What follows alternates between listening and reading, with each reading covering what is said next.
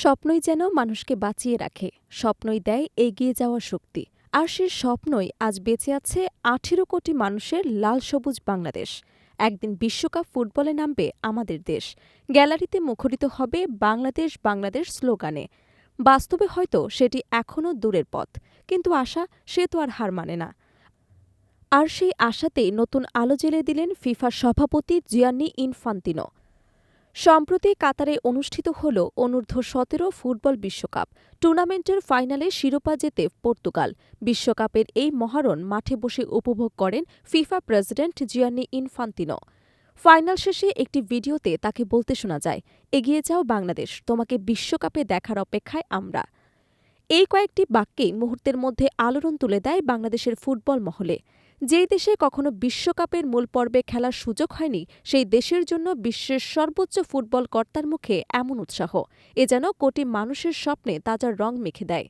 বিশ্বকাপ বাছাই পর্ব ছাড়া আর কোথাও নেই বাংলাদেশের অংশগ্রহণ। সেই বাংলাদেশকে শুভকামনা জানিয়ে ইনফান্তিনো যেন ফুটবল প্রেমীদের মনে নতুন আশার আলো জ্বালিয়ে দিল।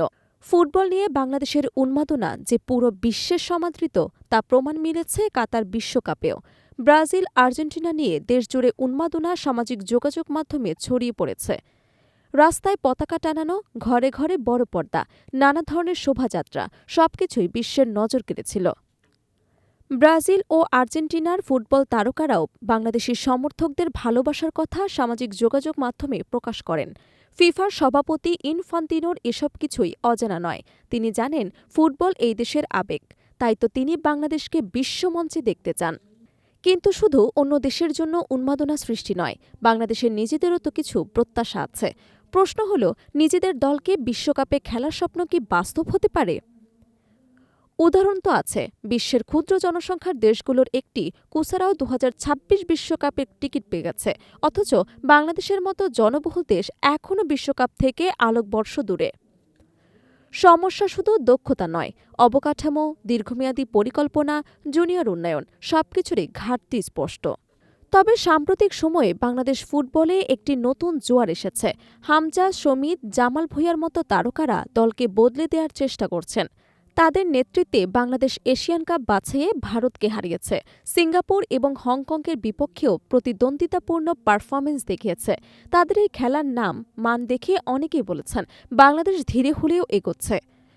সঠিক পরিকল্পনা, ধারাবাহিকতা এবং দক্ষ কোচিং পেলে এই দল আরও ভালো করতে পারে। বাংলাদেশ ফুটবলের এই সম্ভাবনার কথা মাথায় রেখেই অনেক সমর্থক মনে করছেন স্বপ্ন দেখা ভুল নয়।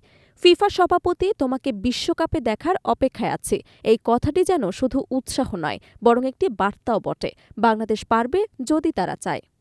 সুতরাং এখন প্রশ্ন একটাই, কখন কবে আমরা সত্যি সত্যি দেখতে পাব লাল সবুজের পতাকা নিয়ে বাংলাদেশের জাতীয় দল বিশ্বকাপের মাঠে দাঁড়িয়ে আছে? উত্তর আজকে জানা না থাকলেও আশা আছে, আর আশা থাকলে স্বপ্নেও আলো থাকে। বাংলাদেশের কোটি ফুটবল ভক্ত তাই আবারও স্বপ্ন দেখতে শুরু করতে পারেন। একদিন হয়তো শিগগিরই বিশ্বকাপে দেখা যাবে লাল সবুজকে।